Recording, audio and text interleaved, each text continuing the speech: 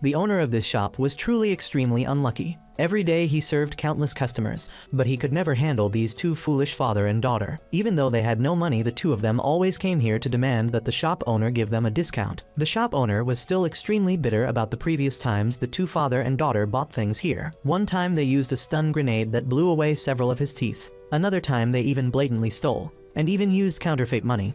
But this time he had prepared carefully, with cameras and a steel-like mentality to counter them. However, this time the two father and daughter actually paid properly, which made the shop owner very surprised. After they finished paying, the two of them left. This sincerity made the shop owner a bit surprised and even somewhat guilty. However, the shop's signboard suddenly fell onto the daughter's head, causing everyone to be shocked. Blood splattered everywhere, making the father cry beside his child. The shop owner was no less shocked. In his panic, not knowing what to do, the father screamed for him to give them a discount. Having no other option, the shop owner gave the father a 90% discount voucher. However, when the father carried his daughter away, the owner finally realized he had been tricked. Too bitter because he kept losing money because of this father and daughter. The owner shouted that he would quit selling and go to Magmal. That place would help him become a billionaire, saying that he laughed loudly in the crowded street. To know whether Magmal was a casino or something else, we go back 35 years earlier. A new continent suddenly appeared. This continent contained countless new species of flora and fauna and extremely valuable mineral resources. It was considered a land of infinite potential, and humanity named it Magmal. The appearance of Magmal made everyone excited. Fleets of warships and helicopters began heading toward the new continent with the desire to search for treasure and become rich. In that forest, a small robot was flying around, calling, "Master, this way." The robot flew past a tree stump and discovered that the entire exploration team, including the white-haired young man, were all lying unconscious all over the ground. Immediately after that, another young man appeared. This was the robot's owner. He asked, "They all disappeared, huh?" The narration sounded again, explaining that there were search and rescue specialists in Magmal, and people called them Angura. This young man was one of the Angura. Meanwhile, in a modern port city called Ixaku Island, a weak-looking boy named Kirikusu was walking while coughing. The boy entered an alley and walked up the stairs of a building that had a sign Shokudu. Inside the building, in a dark room, the Angura was lying on the bed. The door opened and a young girl named Zero stepped in. She complained, "Master, it's very late already." Zero pulled the curtains, turned on the lights, and scolded Inu for still sleeping.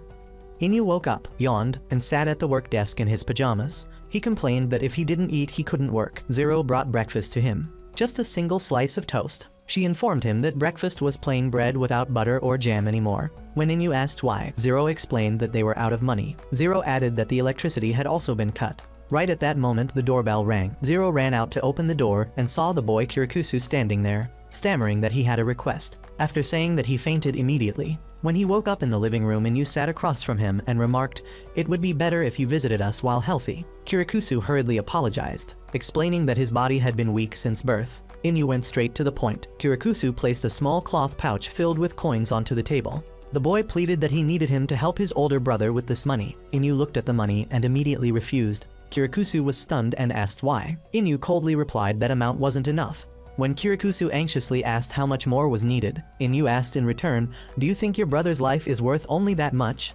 Kirikusu lowered his head in despair and explained his situation. He said that he wouldn't live for much longer. After he died, the insurance money would be transferred to Inu. The boy begged Inu to help. Standing outside the room, Zero listened to the conversation with a worried expression. Inu smiled, tilted his head, and told him to go ahead and tell the story. Kirikusu began recounting the story of his family. His parents were explorers. They had set out for Magmal. Before leaving, they promised Kirikusu that they would obtain the Tears of Epona, a miraculous fruit that could cure his illness, and that they would return soon. His older brother, Krunis, also promised that next time the two brothers would go to Magmal together. Kirikusu watched his parents and his brother depart. The boy stayed home waiting, holding the family photo frame, and then on a stormy night, he heard noises outside the door. Krunis had returned alone. His clothes were torn and his whole body was covered with wounds. Kirikusu ran out, worriedly asking about their parents. Krunis did not answer. He only collapsed, burying his head in his hands and crying uncontrollably. He blamed himself. It was his fault that their parents were gone. He did not have enough strength to protect them. From that day on, Krunis threw himself into physical training and studying relentlessly. Kirikusu often secretly watched his brother through the crack of the door. Eventually, Krunis became a rank explorer, one of the top 5 to receive the license. And then on another night, Krunis was preparing to depart again with a new exploration team. He promised Kirikusu once more that he would definitely obtain the Tears of Epona.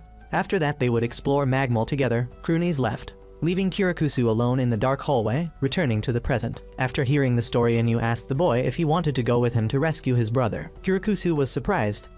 Inu said that the Tears of Epona sold very well, and he announced the plan. They would go by helicopter to the 6th fortress city near the Badoka forest. Zero said she would support them remotely, and also warned that Magmal might reject certain external devices, and that traveling by helicopter without carrying weapons was very dangerous. Afterward, Zero entered a white room and sat in a chair in front of a large control screen. The helicopter carrying Inu and Kirakusu flew over the sea heading into Magmal. They landed at Zone 6, the fortress city Tete, a solid military base built on the cliffs along the coast. Kirakusu looked out the window. Inu announced that they would switch transportation from here. The two of them rode on a white animal resembling a horse. Inu explained that this was one of the few animal species that had been domesticated in Magmal. They rode the pony across a vast desert region. Inu said that explorers from all over the world came here and gambled their lives, because so many people died that explorers had become a licensed system. Kirakusu curiously asked if Inu also had a license. Inu replied that Angura were an exception because his job was rescuing explorers in distress. They arrived at a high cliff,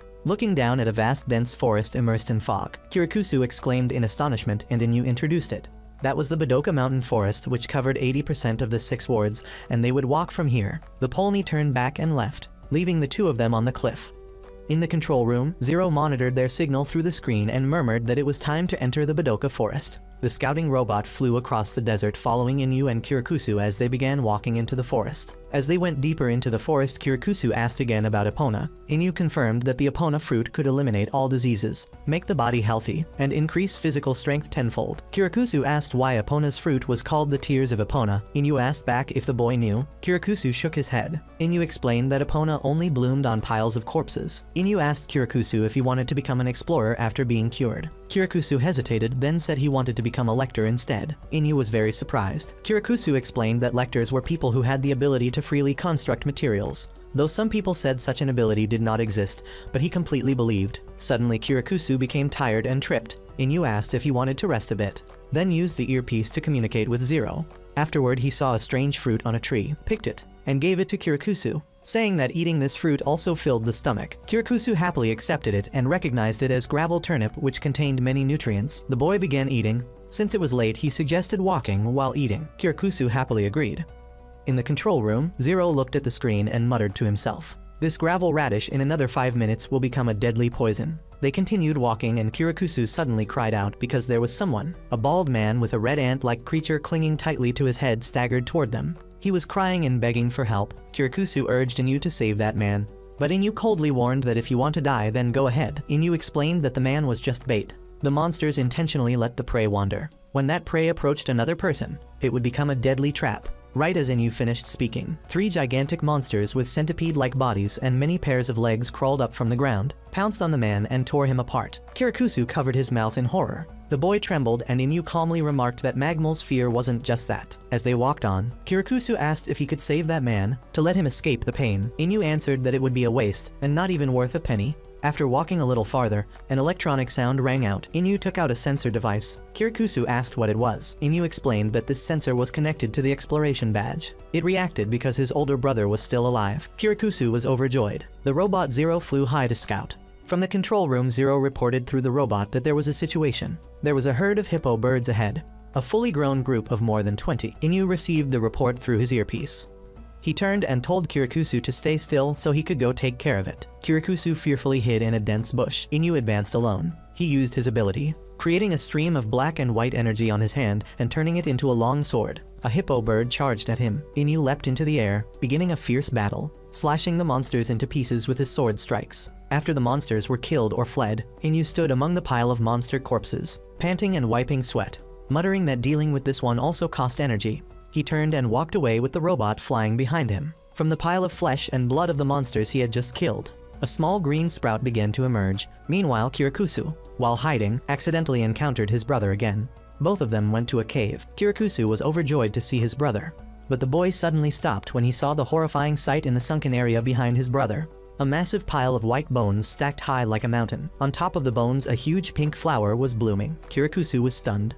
His brother hopelessly repeated the words Epona blooming on corpses. Kirakusu looked at the pile of bones and realized the truth, trembling. He asked why something like this existed and who had done such a terrifying thing. A slicing sound erupted. Blood splattered everywhere. A bone had pierced through Kirikusu's chest from behind. The boy froze and turned back, seeing his brother standing there with vacant eyes and a clearly deranged expression. He revealed that he had killed his teammates to fertilize the Epona, but it still wasn't enough, so he sacrificed even his own brother. Kirikusu's blood dripped onto the pile of bones. Immediately, the Epona flower fully bloomed, revealing the fruit in the center. Cronies cheered, running to the flower to pluck the Epona fruit and admire it joyfully. Right then Inu appeared, swiftly catching the falling Kirikusu. Cronies turned back screaming, asking, "Who the hell are you?" Inu ordered Zero to give first aid immediately. The robot flew over and began treating Kirikusu. Inu stood up facing Cronies, saying, "You killed your parents and friends to raise that thing." Cronies roared angrily, "What do you know? Even if you drink the tears of Epona, the disease will not be completely cured. You will still die one day, so it should be given to someone who can live longer. Don't you think that's better?" Hearing that, Inu said that Kirikusu risked his life trying to rescue you even while his body was weakening. But Cronies did not care at all about his younger brother. Robot Zero finished the first aid and reported, but it was too late. Inu knelt down to check Kirikusu's pulse. The boy had already died. Kirikusu's final words echoed in Inu's mind. "Please save my brother. I am sure that he is being manipulated by something. Just like the person I met in the forest. I am fine. I will die soon. My brother is a brilliant explorer, a hero in my heart. Please save him." Inu bowed his head in response to the dying wish. In his final moment, Kirikusu smiled. The boy closed his eyes. The image of his parents waving to welcome him appeared, and then faded away. Cronies saw that his younger brother had died and began laughing maniacally. Finally dead, immediately Inu lunged forward and delivered a devastating punch that sent Cronies flying. Inu's voice echoed, explaining about Magmal. "This is the true fear of Magmal. The longer you stay here, it will amplify human desires and hatred." Inu recounted his crimes of killing his parents, killing his friends, and finally killing his own brother. He roared, "Damn it." Inu said, "Someone like you has only one path." Cronies screamed crazily, "I will offer you to Epona." He decided to swallow the tears of Epona. Instantly Cronies' body transformed. His muscles bulged, veins protruded. His eyes glared wildly and his entire body radiated a blazing red energy. "I feel full of vitality." He roared and charged at Inu with such force that the ground shattered. Inu quickly dodged. Cronies remembered his brother's words. "Lector. I want to become a lector when my illness is cured. To become a lector to protect my older brother." Beneath the sky, Inu used his lector ability, creating a massive structure. A series of gigantic shields fell from the sky, crushing Cronies and causing a large explosion, burying him. The battle ended. Inu carried Kirikusu's body out of the forest. The robot Zero flew behind. The star-shaped necklace of Cronies was left behind, hanging on a moss-covered tree stump in the past when Inu was still young and kneeling in despair. A tall figure appeared, saying that was not enough to despair and that it was the dark side of hope. The figure reached out his hand. The boy looked up and shyly reached his hand out to hold it. The flashback continued, showing Inu in a familiar Angura uniform standing before Zero, who was curled up in a dark corner. Zero looked up at him and asked, "Is this despair?" The scene then shifted to Inu's bedroom in the present, where he was fast asleep and Zero was sitting by the bed watching over him. Back in the port city on Ikusuku Island, a woman named Amelia was holding a hand-drawn map. Searching the streets, she walked into an alley and found a building with a sign, Shokudu, Angler Service Office. Inside, Inu was sitting with his back to his desk, playing fortune-telling card games alone and complaining that his luck was really bad. At that moment, Zero announced that there was a guest. Amelia walked in and thought to herself, "Is Inu the legendary angler?" Inu greeted her, saying it was nice to meet her. Zero commented the customer has big breasts. Amelia was flustered but quickly stated her purpose, that she wanted to request Inu's assistance. In the living room, Amelia explained that her father's research facility, the director of the Biological Reaction Research Division at Polar Star,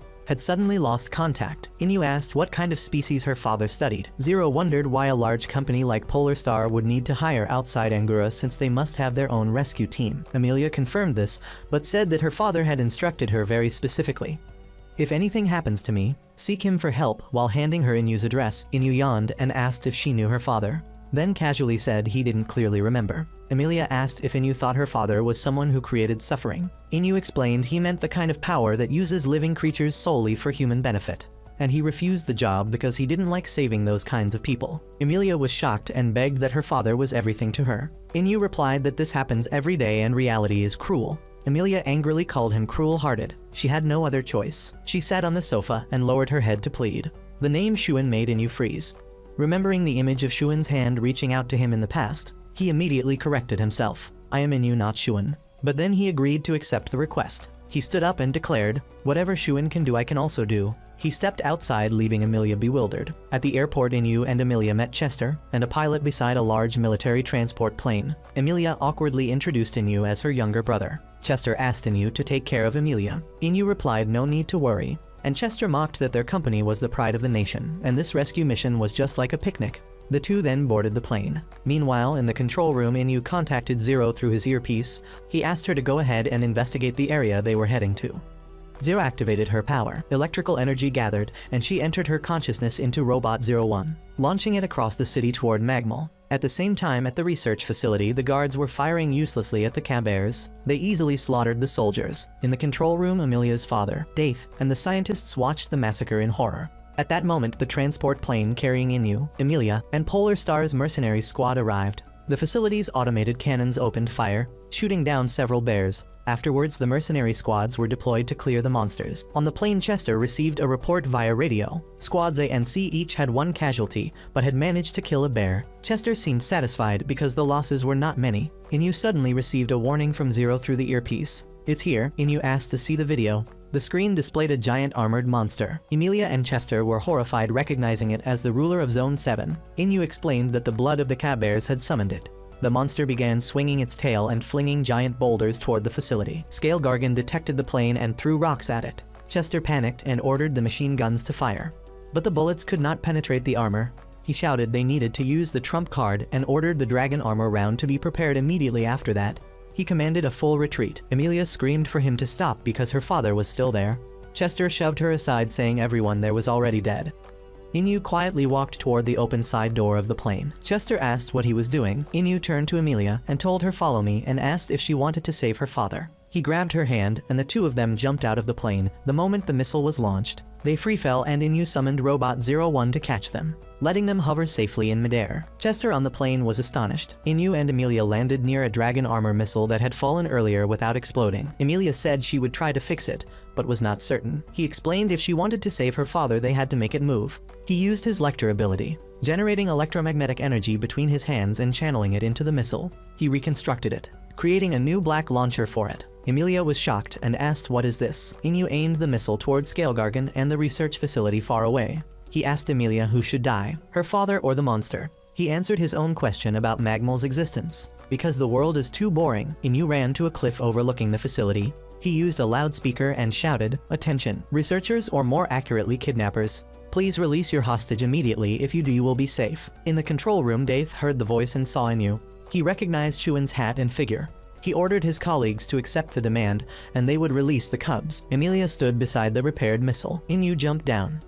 The Scale Gargan was still roaring. Inu jumped down to lure the monster to chase him. When he reached the designated spot, he called for Amelia to fire. She pressed the button, but the monster ran too fast and the missile veered off course. However, Inu did not allow that to happen. He used his ability to create a giant hand and pushed the monster into the missile, killing it completely. In the laboratory, Daith looked at the Caber cubs trapped in cages connected to electric wires. Then he freed them.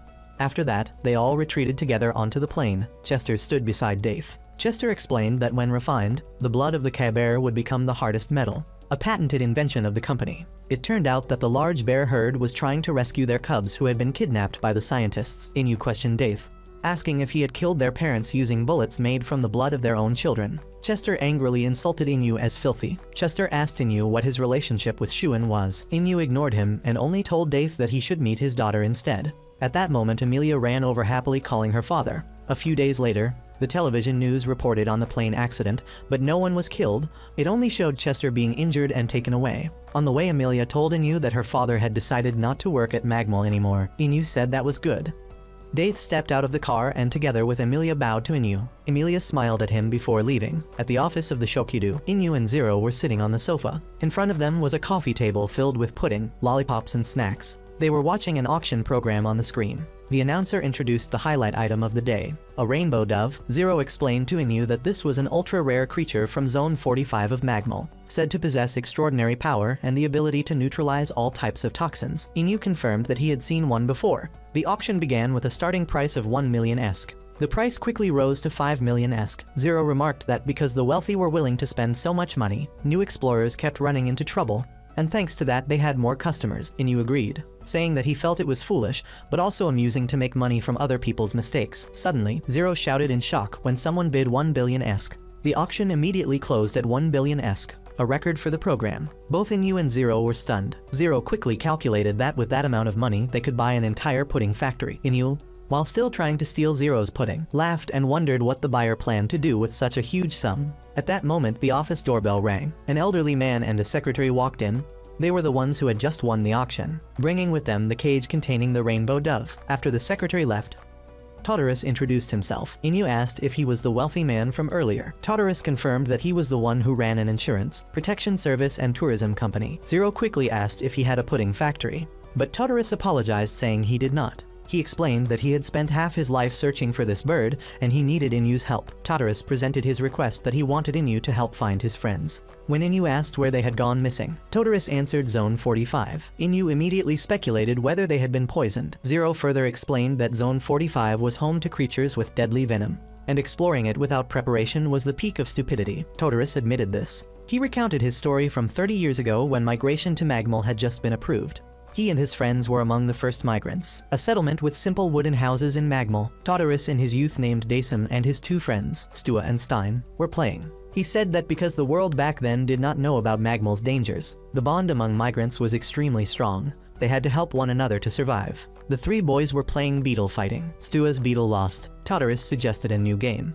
They would collect as many poisonous insects as possible from Zone 45 and find the strongest species by making them fight each other. Returning to the present, Zero curiously asked what Kodoku was. Inu explained that it was an ancient game where people placed many poisonous insects into a single container, so they would fight until only one survived, and that one was considered the one with the strongest venom.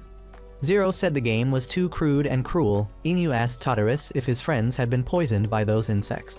Tartarus confirmed it. He was the only one who survived, but because he was too terrified, he ran away and abandoned his friends. The migration plan failed, they returned, and he lost contact with the families of Stua and Stein. Tartarus said he had tried to forget the past by burying himself in work. And then he grew old and earned a lot of money. That was why he bought the rainbow dove, because it had the ability to cure all poisons. Inu cut in, saying that it had been far too long. His friends were surely no longer alive. Tartarus shouted for him not to speak carelessly, but then calmed down and apologized for losing his composure. He admitted that he only wanted to seek one last glimmer of hope at the very place he had abandoned them. Inu smiled and said, "It's been a long time, but I've come to save you. I didn't abandon you. Is that what you mean?"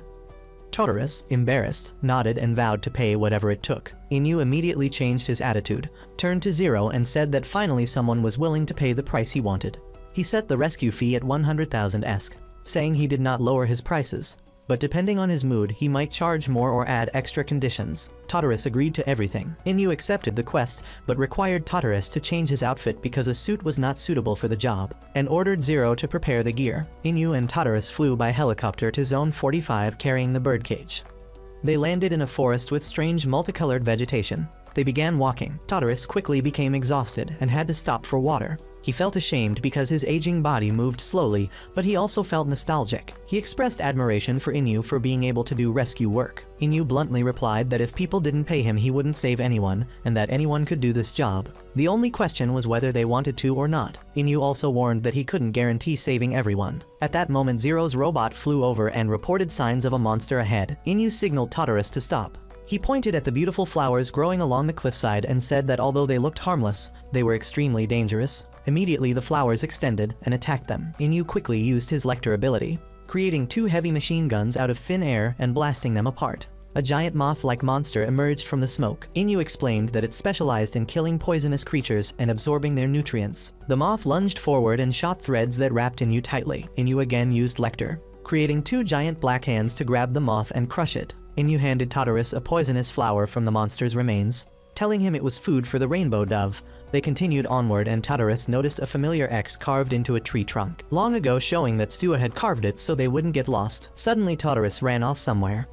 Inu and Zero's robot chased after him and found him standing in front of a cave. Together they proceeded into a dark cavern. Tartarus recognized it as the place where the tragedy 30 years earlier had happened. Zero's robot flew into the cave to scout. Tartarus remembered the moment the three boys eagerly opened the Kodoku jar. Inside, the creatures had fused and the venom had mutated his friends. He only heard their screams from within the darkness. Returning to the present, Tartarus found fragments of the jar, knelt down and smashed them in anger, shouting to get his friends back. At that moment, Zero's robot returned and reported. Then Inu told Tartarus that he had good news. His friends were still alive. Tartarus was stunned. From within the darkness, two giant monsters slowly emerged, one resembling a scorpion and one resembling a bat, terrifying Tartarus as he stumbled back. Inu confirmed it. Saying yes, these were his friends, Todorus desperately called out their names. The two monsters roared and began attacking each other. Todorus rushed between them, calling out to Stua. The bat-like monster also recognized Todorus and said his name. Todorus tearfully apologized for making them wait so long and asked whether they had been in pain and fear. The two monsters seemed to understand his words. Todorus was overwhelmed with joy, thinking they were still alive. He turned to Inu and said he would use the rainbow dove to cure them. But Inu stopped him and revealed the truth. Yes, they would have to drink its blood. However, they would die. Inu explained that the poison from 30 years ago had merged with their bodies, becoming the only source of energy keeping them alive, and that if they were detoxified, they would die. They were no longer human. Todorus looked at his two monstrous friends in despair. They turned their backs and guided him toward the X carved on the tree. Inu remarked that letting them die might be the gentler option. After some hesitation, Todorus made his decision. He did not want to take any more lives. He opened the cage, releasing the rainbow dove to fly toward the sunset, accepting his friends' new forms, acknowledging that he himself had changed a great deal. He and Inu watched as the two monsters waved farewell before disappearing into the deep cave. Finally, back at the Angler office, Inu and Zero watched the news as Todorus held a press conference, announcing that he would use all his assets to protect the magmal environment and support the families of victims. A reporter asked why he was building a pudding factory. Inu, eating a cup of pudding, smiled. It was just an additional condition. Later, at an outdoor market, Inu and Zero were strolling and stopped in front of a skewer snack stand. Zero pointed at the food, saying it looked delicious and she wanted to eat it. Inu remarked that perhaps they should offer half the price, but realistically, 30 esk was fair. Zero called Inu stingy and went to the stall, where the vendor said it cost 40 esk. Zero handed over the money and said it was exact. But the vendor stopped her, saying it wasn't enough, only 30 esk. When Zero asked if it was unacceptable, the vendor explained he had to run a business. Zero suggested that he could ask the next customer to pay an extra 10 esk to balance it. The vendor laughed and agreed, giving her the snack for 30 esk and saying, "Just this once." So thanked him. When she returned, it was Inu's turn. The vendor said 50 esk, leaving him slightly embarrassed and disappointed. Suddenly, they heard a commotion from a nearby square where a crowd had gathered. A man was speaking, introducing a woman with magical abilities, Verena Stellaria. The crowd, including elderly people and women, prayed and cried as Verena stepped forward. The man announced she was the first woman to conquer Magmal 8 times alone, returning safely each time, and that today she had an important announcement. Verena began her speech, stating that the world was full of conflicts and many orphan children needed help, and she had decided to visit Magmal once more. Inu and Zero watched. Zero realized this would be her 9th challenge of Magmal and asked Inu if this famous magic user was indeed who she seemed to be. The crowd enthusiastically shouted Verena's name. Inu stared intently, his eyes serious, whispering that she was not really a magic user, she was Bloody Maria. Later, in Zero's office, she sat before a computer in a dark room, muttering Verena's name while finding an online article showing a photo of Verena Stellaria. The article described her efforts to rebuild a struggling orphanage, traveling alone to Magmal, overcoming dangers, bringing back valuable items, and donating everything to the orphanage. It praised her as fearless in the face of danger, dedicated to helping children, leaving a strong impression on many. Zero thought she was courageous, but wondered why Inu called her Bloody Maria. Zero secretly observed her creating an orphanage, where children played, noticing a little girl named Porin sitting sadly by the flower garden. Verena approached and asked what was wrong. Porin tearfully said she had lost her rabbit doll. Verena smiled, reassured her, and promised to search together. Porin happily hugged Verena. Zero watched from behind a tree, deep in thought, when suddenly her robot's controller disappeared. Meanwhile, in the office, Inu took a book, sat at his computer, and looked at a similar article about Verena Stellaria, which reminded him of the past. When Inu was a child in Magmal with his mentor Shuan, they were roasting fish by the fire when suddenly they saw Verena walking alone, being attacked by a large horned, armored monster. Shuan quickly intervened, using his power to create a massive book to block the monster's attack. The book opened to pages illustrating plants, then slammed shut, knocking the monster away. Young Inu ran up and asked if it was dead. Shuan said it had only fainted. Verena thanked Shuan for saving her. Shuan scolded her for going alone, but Verena insisted she had something important to do. Shuan advised her to go home if she didn't want to die. Both then left. That night, young Inu couldn't sleep in his sleeping bag. He got up and ran into the forest. Returning to the present, Inu sat in his office, realizing from reading the article that this had been a terrible mistake. Just then, a group of people barged in, demanding he take the mission to rescue Verena. Inu refused. A man in the group angrily said Verena was saving the future of children. and if Inu didn't help, he was abandoning them. Inu calmly said going alone, as always, was fine, she had magic anyway. The crowd grew furious, calling him irresponsible. Inu told them to help themselves if they wanted. The crowd revealed they couldn't contact Verena or her support team. Inu dismissed it, saying she hadn't gone alone. Zero realized the seriousness of the situation, recognizing that the girl was truly needed by the children. She abruptly interrupted Inu, declaring she would take the mission and telling everyone else to leave. That night, Inu piloted a helicopter to Magmal. Upon arrival, Verena's guards lay injured on the ground. One whispered to Verena to take care, another thought he couldn't die. Verena, wearing a hooded cloak, faced a monstrous wild boar. Meanwhile, Inu discovered a herd of three-eyed boar monsters. He muttered, "Oh, you want to eat me, huh?" This fight won't even take much effort, and using his constructive air power, he created two large crossbows automatically firing arrows, destroying the herd.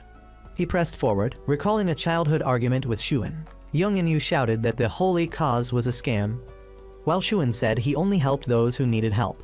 Young Inu argued that even bad people didn't need saving, and that good or evil wasn't Shuan's decision. Shuan simply told him, "You'll understand one day." Back in the present, Inu faced a horned monster on a cliff, which fired energy spheres at him. Dodging, he thought Shuan might not have been wrong, but he couldn't handle everything Shuan's way. He created an axe and attacked, severing a limb of the monster, but realizing it wasn't enough, he used his power again to generate a spinning blade, cutting surrounding trees and setting a fire to block the monster. He felt he still had a long way to catch up to Shuan. When the monster was gravely injured and collapsed, Zero flew in and witnessed a horrifying sight. Inu approached and saw Verena, covered in blood, kneeling beside the creature, smiling with its bloody heart in her hand. She said its organs were extremely valuable, and selling them could help many more children. Inu asked about the guards. Verena casually said they had all died in the hunt, but she believed their deaths were not meaningless, they would be saved in the next world. Inu, disgusted, asked how a human could be so heartless. Suddenly, many more of the same monsters appeared, surrounding them. But Verena looked at them with a crazed gleam, laughing. "So many of you, huh? With this number, I can save countless orphan children." After witnessing the truth, Zero told Inu not to stop her. Zero reported that there were too many monsters to fight. Inu understood and turned away, leaving Verena alone amid the advancing horde. Back at the orphanage, little Porin sat crying in the flower garden, wondering if Verena had died. She comforted herself, thinking, "No, she didn't die. She has become a saint watching over us." Just then, Zero flew in and placed the pink Momo bunny doll into her hands. Porin gleefully shouted, "Momo!" Returning to the marketplace, Zero reflected that it's difficult to distinguish good from evil, and questioned whether the concept of right and wrong is something humans create, believe in, and then get manipulated by. About 35 years ago, a new continent called Magmal suddenly appeared in the Pacific Ocean, attracting many lured by greed and desire. Pirates, hunters, gourmets, and even a comic editor. Exploring Magmal was extremely dangerous, and many who ventured there never returned. Suddenly, a bald man with a yellow mohawk and thick mustache named Dendon appeared, monologuing that anyone going to Magmal was foolish, and if they died, what would they enjoy? He immediately mocked himself, then noticed another fool throwing himself into danger. It was me. Dendon was stuck in the desolate desert of Magmal, complaining about the heat, when he suddenly sensed a massive presence approaching. Panicked, he tried to look up, twisting his neck, and saw a gigantic turtle-like monster directly above him. Dendon screamed in despair, convinced it was the end of his life. The monster roared, its stomach gurgled, it lifted its head and opened its mouth, spewing a massive torrent of liquid that nearly drowned Dendon. As the water receded, Dendon angrily shouted that he couldn't die like this. He couldn't die so humiliatingly. The monster bent down again, opening its mouth to swallow him. Dendon screamed, wetting himself in fear, crying, resigned to the end of his life. Returning to the port city, Inu and Zero walked through the streets to a grocery store. Inside, Dendon stood behind the counter, checking a tablet, muttering about Magmal explorers who had changed their lives and wondering if he could earn as much. Inu cheerfully greeted him. "Hello, Uncle Dendon." Startled, Dendon listened as Inu introduced Zero as his daughter, leaving him shocked. Zero quickly warned Dendon not to look at her with perverted eyes. Dendon complained that his heart races every time Inu comes by. Inu remarked that Dendon's store was always well stocked. Zero pointed to a large box of rare tuna, saying it was very expensive, and Inu told her she could take it if she wanted. Zero asked if it was a spending day, and Inu laughed, saying they only spend money 3 times in 5 years, but since Dendon was his father's close friend, of course they'd get a discount. Dendon angrily brushed it off, asking, "Friend? Who's your friend?" He felt his heart skip every time meeting these two. On one occasion, Inu picked up a stun grenade and asked its price. Dendon said 4,100 esk. Inu immediately bargained. 1,000 esk then, prompting Dendon to yell. Inu continued, lowering the price to 800 esk while tossing coins onto the counter. Dendon angrily demanded he stop joking, but Inu pointed out that the grenade had expired. Dendon asked how it could explode if expired, then Inu picked up a live grenade, pressed a button, and Dendon panicked completely. He complained that he had since visited the dentist countless times and lost many customers. Moreover, Inu paid with handwritten counterfeit money. In the present, Dendon had prepared meticulously, reinforced shelves, checked the expiration of dangerous items, cleaned the floor, and installed a high-speed infrared security camera system. Confident from 40 years of street experience, he thought he couldn't be tricked. Yet Inu said all tricks were useless, producing a credit card to pay, adding, "Don't mistake today for my spending day, so no need for discounts." This sudden change left Dendon flustered, as he was used to always giving Inu a discount. When Inu and Zero left, Dendon wondered if he was overthinking things, but suddenly he noticed the store sign wobbling. Inu's robot Lacus had loosened it. The sign fell, striking Zero on the head. Dendon shouted as she fell to the ground, fake blood flowing. Bystanders gathered, and Inu panicked, screaming, "My daughter," Zero weakly whispered. "Papa, be happy no matter what," and Inu, frantic, shouted for her not to die and tried to call for an ambulance. He turned to Dendon, kneeling beside Zero, yelling, "Hurry, give us a discount." As the sun set, Dendon granted Inu a 90% discount. Father and daughter departed, Inu carrying Zero, who was now conscious. Zero whispered, "What a spectacular trick, Mom and Dad," while Dendon, alone under the stage lights, admitted defeat, completely outclassed by that reckless brat. Deciding to abandon business altogether, he resolved to go to Magmal to change his life, thinking it better to risk dying there than selling to Inu. Determined to become a billionaire, the next day Dendon closed his store and appeared on a red three-wheeled tuk-tuk, feeling exhilarated and wondering if he could reach Magmal with it. Suddenly, Inu and Zero appeared in the back seat. Inu asked why the store was closed and said, "Since it's closed, I might as well ask you to take us home." Reluctantly, Dendon drove across a wind turbine field. Zero admired the scenery while Dendon grumbled that he wasn't a driver. Zero teased the slow vehicle and Dendon's large belly, provoking him to declare himself Dendon the Lightning and show them, revving and popping a wheelie before speeding off, leaving Inu and Zero behind. He drove recklessly, but at a red light intersection, he realized he couldn't stop. A large truck barreled toward him. Panicked, Dendon swerved just in time to avoid disaster. Breathing a sigh of relief, he immediately noticed he had driven off a cliff. Shouting, "Just kidding," he fell into the sea, surfaced calling for help, and a lifebuoy was thrown to him. On the cliff, Inu and Zero watched as Dendon, washed ashore, realized he couldn't ride a vehicle to Magmal. Seeing the sea, he declared that it was calling him. Refusing to give up, he donned a sailor outfit, stood on a small ship, and proclaimed he had spent 30 years of savings to buy it and would cross the ocean to Magmal. Inu and Zero appeared behind him again. Zero snacked from a crate while Inu held 2 guns. They commented on Dendon's abundant food and weapons. Furious, Dendon scolded them for touching his supplies. Zero joked that the equipment looked like that of a fugitive, and Inu said Dendon himself was the criminal, promising to prove his innocence. Using his power, Inu created a grenade. Dendon asked if it was magic.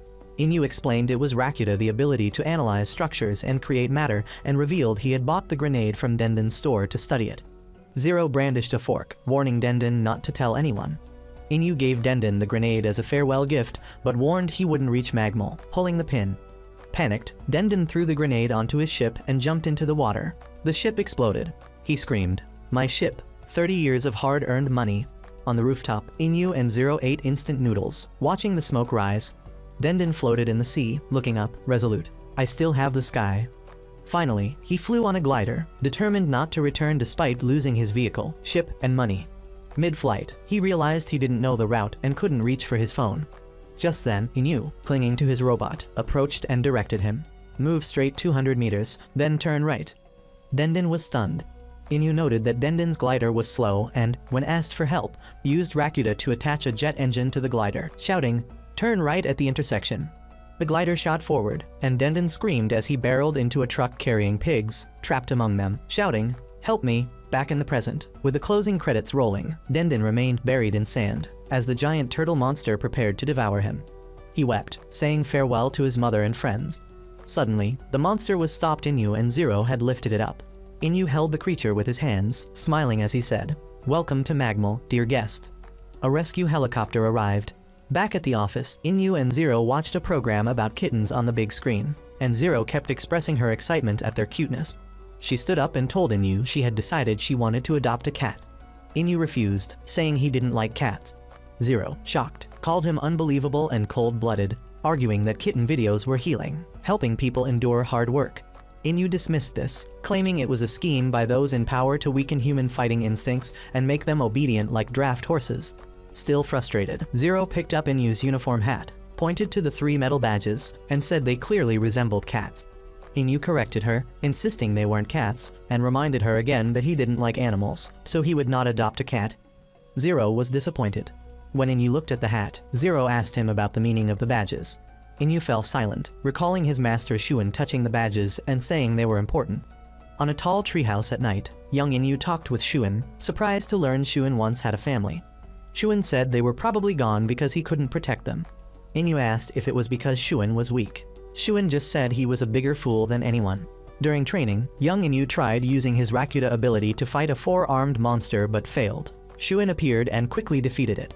Inu was frustrated at being treated like a child despite having practiced and created a small knife. One day, young Inu wandered into the forest alone and found a small white creature with 1 eye and a horn, which he brought to the treehouse and named Toto. Shuin allowed him to keep it. That night, while Inu tried to carve a necklace for Toto and cut his hand, Shuin helped him finish it, creating 4 small badges. Later, Shuin placed a uniform hat with 3 matching badges on Inu as a gift. Back in the present office, Inu explained it was all Shuin had left him. Zero asked what had happened to Toto. Flashbacks continued. Inu and Toto played stick throwing on a meadow. Toto used its tail like a propeller to catch the stick but fell into a ravine, and Inu fell trying to save it. Later, at the treehouse, Inu slept holding Toto while Shuin covered them with a cloak. Sometime later, Inu and Toto found an explorer trapped in a hunting snare. Inu realized the man had stepped into his own trap while hunting a rare bird. Inu freed the bird, but the man angrily pointed a gun at him. Toto licked the man's leg wound and transformed into a giant muscular monster, attacking and killing him.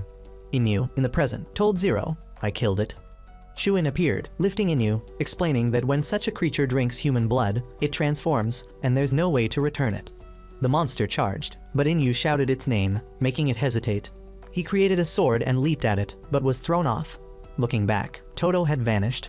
Shuin affirmed this was Magmal's reality, telling Inu it wasn't his fault and giving him Toto's necklace. Inu apologized to Zero for the lost pet, saying he needed more time. At that moment, a young female customer entered, crying because her pet, Ruka-chan, was lost, presenting a scribbled drawing. Despite recounting his painful past, Inu smiled and accepted the task to find it. Meanwhile, a massive helicopter hovered above, with Emilia and Chester inside, monitoring a large screen showing a map. A man announced that the aircraft was entering Magmal's airspace and pointed to an area called the Devil's Octagon on the screen. Chester reassured Emilia that the helicopter was the most expensive and durable armored warship in the world, worth 5 billion-esque, so there was nothing to worry about. Immediately, the plane shook violently, attacked from the ground by large stone projectiles. One of the smaller rescue helicopters was hit and crashed. Emilia quickly ordered emergency measures, and Chester reported that the aircraft was ready for combat. From the lake below, a group of green frog-like monsters emerged and began attacking. The fighter jets returned fire with missiles and guns, but the pilots lost control. They reported that the navigation and control systems were normal, yet they couldn't maintain the flight path. The massive helicopter began spiraling downward. Emilia and her team panicked, trying to regain control, but the plane completely lost stability and plunged into the lake. Emilia and her team escaped and found the previously downed 7-star company rescue helicopter, believing the attack came from the ground. Suddenly, a small, skeletal-skinned creature with pink hair and a fierce face leapt out of the bushes. Meanwhile, Inu and his father had arrived in Emilia's area because, after hearing the news of her accident, he sought Inu's help. Zero confirmed the helicopter had crashed in Erin's territory. Emilia's father asked about Erin, and Inu explained it was an ancient creature. In Magmal, such things were normal. He was surprised Inu knew everything, and Inu replied that knowing him meant there was nothing he didn't know. Zero reported that the crashed aircraft was found in the lake and Emilia was safe. Inu told her father that his daughter was fine, but if provoked, she could cause trouble. Emilia herself was heading to meet a team of mercenaries confronting Erin. She sensed it had no hostility but hated weapons. However, the mercenaries attacked. Erin dodged and used its elastic arms to destroy their weapons. Seeing the situation was untenable, everyone retreated. Returning to the rendezvous point, Emilia met her father, who reassured her that Inu had arrived. Inu then signaled Eren, which responded by swinging its long, stretchable arms at him. Inu easily dodged and created a spear using Rakuda, launching it, but Eren avoided it. He fired another spear, then leapt onto a high rock and formed a giant X-shaped object with Rakuda, pinning Eren. Emilia was shocked, but Inu didn't kill it. He transformed it into a giant marshmallow, leaving half of Eren trapped and happily munching on the candy. Inu explained that Eren was not an enemy, it just wanted to live peacefully. He promised Eren he wouldn't return and instructed Emilia not to break the promise. Emilia and her father were convinced and left. Not long after, young Inu and the support robot Zero were searching for food in the forest. Zero scolded him for laziness and overspending, saying they were nearly out of resources and insisted he gather enough food for the entire week. Continuing deeper into the forest, Inu and Zero discovered an abandoned, ruined town. Noticing a shop from scattered bullet casings, Inu immediately came under the control of an elderly man with a rifle. Inside a wooden house, Inu was tied to a chair while the man reloaded. Inu explained he was just searching for food due to starvation and meant no harm. He noticed a photo of the man in his youth beside a woman. The elderly man decided to untie him coldly and drove him away. Inu hurriedly left. Back in the forest, Zero complained about the man's strange behavior, while the old man sat alone, sadly gazing at the photo of a woman named Aina. A brief flashback revealed his happy past. The wooden house had once been a lively cafe, and his daughter Aina joyfully harvested coffee beans. Continuing the search, Inu encountered a purple monster, which Zero confirmed was a rare 5-star delicacy. Inu attempted to catch it, but it burrowed underground and escaped. Inu and Zero flew into the air in pursuit. Cornering the creature, it burrowed again, inadvertently awakening an even larger, colossal monster. From underground emerged a rare creature that appeared only once every 10 years. When the giant monster departed, Inu tracked it to a small graveyard, discovering a tomb engraved with the name Aina and a bouquet of white lilies. At that moment, the old man suddenly appeared from the bushes, pointing a gun at Inu and yelling for him to leave the restricted area. He fired a warning shot just above Inu's head, who realized it was intentionally missed and retreated. As Inu left, a red moon appeared, and the giant monster returned. The old man faced it with his gun. A flashback revealed that this creature had attacked and destroyed the town years ago, killing many people, including the cafe's customers. Back in the present, the old man engaged the monster, aiming for its eyes but hesitating. The creature attacked violently, hurling him against a cliff. A short, tragic flashback showed him waking amidst the ruins after the attack, seeing spilled coffee beans, his daughter's red necklace, and her motionless arm. In the present, badly wounded and lying on the ground, he was about to be killed by the monster. As it prepared to strike, he dodged, regained composure, and attempted to kill the beast that had slaughtered his family, but he could not find a weakness. At that moment, Inu assisted remotely, using his power to pull the monster's jaw open, allowing the old man to finish it off with a headshot.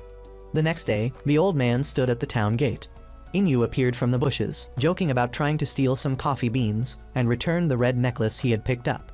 Seeing his daughter's image through the necklace, the old man invited Inu to stay for a cup of coffee. Not long after, Zero was horrified to find Inu in the office with a black-haired woman, his new secretary, sitting on his lap and feeding him pudding. The woman called Zero Inu's pet, infuriating her.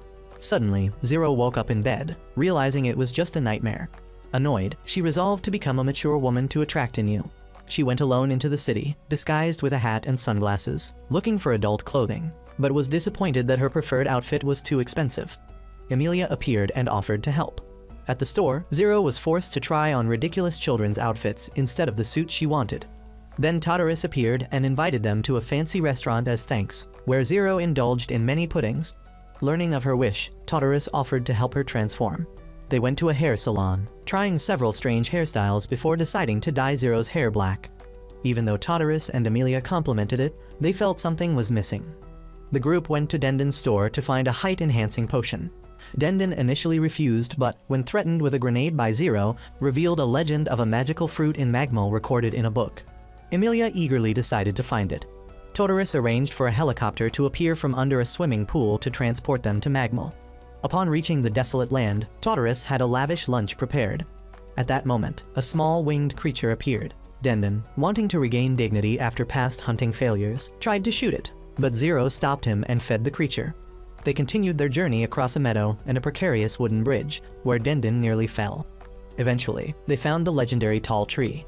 Zero climbed onto Emilia's shoulders to pick the fruit. Denden tasted it, Initially, nothing happened, but then he grew absurdly tall before returning to normal. At a swamp, he ate the flowers to normalize his height, but his head stretched, and after eating green mushrooms, his body inflated like a balloon. Once Dendon returned to normal, exhausted, a giant worm monster attacked. The flying robot came to assist, but the worm sprayed seeds, growing massive beanstalks that trapped the group. Just as they were about to be eaten, Inu suddenly appeared atop a tree, leaping down to engage the monster, while Amelia devised a plan using the remaining flour. Zero used her controller to manipulate Dendon's body, dubbed the Dendon robot, and delivered a precise kick, forcing the flour into the monster's mouth. The creature immediately flipped over, allowing Inu to easily defeat it. As the sun set, Totterus' team departed by helicopter. Inu apologized to Zero for following along, confessing that Dendon's book was a fake he had sold to him and that he had been worried, which was why he tailgated them. Zero was stunned, but Inu invited her to join him on the next expedition, and she blushed in agreement. Not long after, the siblings' food gathering duties resumed. Inu and the robot Zero completed a mission, defeating a monster and earning thanks from a couple of clients. Returning to the forest, Zero complained they were almost out of food, with only ketchup left in the fridge, and suggested steak, but quickly reminded herself that they had no new mission and decided to eat croissants to conserve supplies. While in the forest, they heard a cry for help and discovered a man named Rupert being constricted by a two-headed white snake. Inu prepared to intervene, but Rupert stopped him, explaining the snake was friendly and non-venomous. After releasing it, Rupert introduced himself as a magmal ecosystem researcher, always seeking new species. Excitedly, he showed Inu a steel dragonfly, boasting that its wings were as hard as diamonds. He then chased and captured a fish-like creature, explaining it was evolving legs to live on land. Inu thought Rupert was truly a monster enthusiast. Rupert led Inu to a large tree with multiple nut-shaped nests, where he was feeding orphaned baby birds. Suddenly, a flower-headed dinosaur appeared. Rupert attempted to catch it, but Zero intervened, and Inu quickly chased the creature away before it could attack. Nearby, two men, DJZ and Baby Fat, were filming a video of throwing darts at a small creature tied to a tree as a target, complaining the footage wasn't exciting enough. Inu and Rupert moved to the riverside. Inu explained that Rupert had inhaled hallucinogenic gas from the flower-headed dinosaur, and that he had used poppy seeds to counteract it. Rupert thanked Zero and shared his recent worries about the brutal killing of many magmal creatures. Meanwhile, DJZ and Baby Fat discovered a tree with pecker encore bird nests. Z decided to burn the nests for a more exciting video. Rupert and Inu parted ways, but Rupert saw smoke and ran back, horrified to find the tree on fire and the baby nests destroyed. Inu confirmed it was arson. Rupert, furious, was informed by Zero that the culprits had been identified via their livestream video. They confronted the two YouTubers. Z brazenly admitted it and mocked them, claiming the creatures were just monsters and that Rupert eating chicken was no different.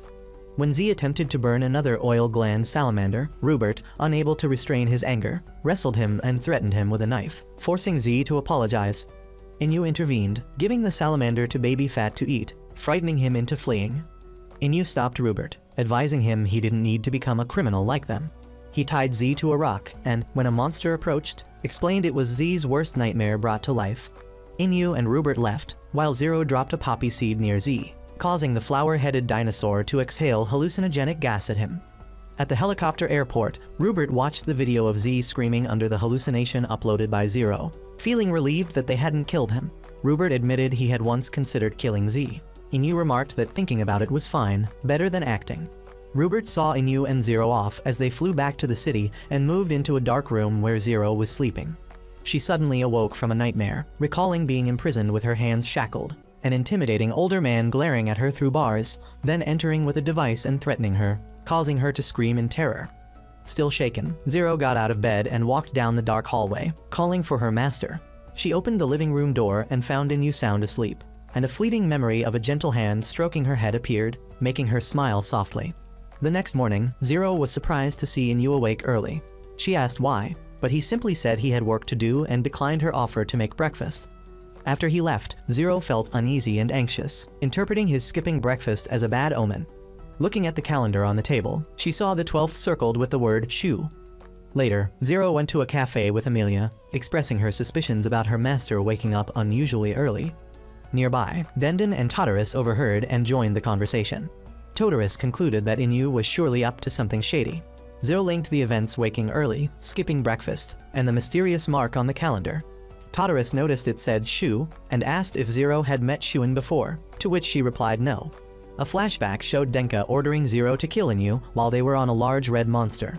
When Zero hesitated, Inyu gently patted her head and told her to smile, revealing he had been ordered to find and protect her. Back in the present, the cafe scene was being watched by Denka through a screen in a dark location. At the same time, Inyu was in his treehouse, tidying up while recalling the past, when Shuin gave him a photo of young Zero and tasked him with protecting her at all costs. Zero returned to the office, only to find Denka sitting at her master's desk. She froze in horror, readying her powers and demanding he leave. Denka mocked her, claiming that the true master was him, not Inyu, and showed her a live feed of Denden's store, where one of Denka's black-cloaked subordinates had entered. Denka threatened Zero, but Denden mistakenly thought it was Inyu disguised as an assassin demanding a discount and threatened to call the police. Zero screamed for him to stop, but Denka detonated a bomb, destroying the store. Zero was horrified. Denka continued to show her Todorus and Amelia being monitored and threatened. He asked her whose master she truly served, Angler Inyu or him. Cornered and fearing for her friends, Zero gritted her teeth and was forced to admit it was him. Meanwhile, Inyu returned by helicopter, entered the office, and saw Denka on the screen. Denka greeted him, saying it had been 4 years. A flashback showed young Inyu using his power gloves to punch Denka in order to protect Zero. Back in the present, Denka declared it revenge and showed Inyu footage of Zero captured, blindfolded, and wearing a collar. Inyu shouted, and Denka set a meeting at a familiar location. Suddenly, someone appeared behind Inyu. The office exploded, and the video ended with Denka laughing, leading Zero away in captivity. Long ago, young Inyu stood on a pier at night, holding a photo of Zero, watching Denka's island facility. A brief flashback showed Denka ordering young Zero to kill Inyu. She refused, used her power gloves to strike Denka, and destroyed the facility. Back in the present, Denka touched the scar on his face, recalling that punch. In his new facility, Denka looked down at Zero, shackled and imprisoned in a large room. She sat alone, desperate, worried for Inyu, recalling the office explosion. A vent in the wall opened, allowing her to see another prisoner, a red-haired boy named Rokubo in the adjacent cell. Rokubo recounted his memories. He and other children had escaped the old facility before it was destroyed, struggling to survive, hungry, in an alley, only for Denka to find him. Denka then entered Rokubo's cell and ordered his men to torture him with electricity. Zero watched in horror through the vent as Rokubo explained that Denka saw them as tools and had stripped him of his powers. Denka observed the city burning through a window and noticed Inyu's helicopter approaching. Injured from the explosion, Inyu landed on the rooftop of his destroyed office building and, after checking the aircraft, flew over the city. As night fell, Inyu stood on the dock gazing at Denka's island, then took a boat and rowed to the facility. Meanwhile, Denka prepared for his final experiment. Rokubo and the other imprisoned children were tied to chairs as Denka released red mechanical bugs that crawled on them, drilling into their heads, causing Rokubo to scream in agony, all witnessed by Zero. When Inyu arrived by boat, Denka appeared on a screen, calling this place Inyu's grave. Inyu entered the dark, ruined hallways of the facility, while a long flashback played, showing happy moments of him and Zero from the hospital, shopping, eating, to everyday life. Zero, in her cell, remembered these moments and cried. Inyu reached a large room where Denka, on a screen, greeted him and revealed that the cloaked figures were children controlled after their powers were stolen. Inyu demanded Zero's release. Denka ordered the figures to attack. Inyu used his Rakuta to dodge and counter, destroying one attacker. Denka trapped him by ordering the rest to surround him and attack with energy. Suddenly, an explosion from below caused Inyu's Rakuta gloves to break the floor, defeating the remaining attackers. Injured, Inyu leaned against a pillar as Denka entered. Both summoned weapons. Inyu wielded an energy sword, Denka a regular blade. They fought, but Inyu was quickly overwhelmed due to his injuries. Denka mocked him, revealing he also possessed Rakuta. At the moment Inyu had been defeated on the island facility, Denka boasted that Inyu wasn't a match because he had acquired Rakuta, having previously captured Rokubo, tortured him, absorbed his Rakuta, and killed him. Returning to the present, Denka revealed he had collected 58 Rakuta, but Inyu's was the strongest, making him the perfect experiment. He challenged Inyu to a duel. Inyu tried to distract Denka with an energy orb, but Denka revealed he had lied about discarding Zero's explosive collar. Pressing a button, he caused an explosion on the facility's rooftop, which Zero heard. Denka continued his assault, and taking advantage of his aggression, Inyu threw a bomb out of the room, breaking the enclosure holding Zero. He called for her to stand up. Denka, furious, attacked Inyu and threatened to kill Zero. But Inyu remained calm, knowing Denka wouldn't dare because Inyu was the true target of his revenge. Inyu endured Denka's attacks while reminding Zero of their memories together. Remembering their first encounter and her master's promise to protect her, Zero regained her resolve, shattered the collar, and then used her robot to attack Denka. Seeing his plan succeed, Inu struck Denka down. Inu and Zero reunited, but their relief was short-lived. Denka revived, enraged, absorbing energy and transforming into a massive flesh monster. The creature attacked. Inu ordered Zero to get him onto the roof. She maneuvered her robot to lift him through a vent. The monster followed, exactly as Inu intended. Together, Inu and Zero formed two enormous hands with Rakuta, crushing Denka and his facility. They then rode away. Zero worried about everyone still in danger, but Inu reassured her he had handled everything long ago, except perhaps Daden, who was likely severely injured. The next morning at the dock, Inu asked Zero if she wanted to stay by his side until the mysteries of Magmol were fully uncovered. She agreed. Finally, the two sat together atop the office building, exhausted but safe, watching the sunrise. The anime ends here. Goodbye.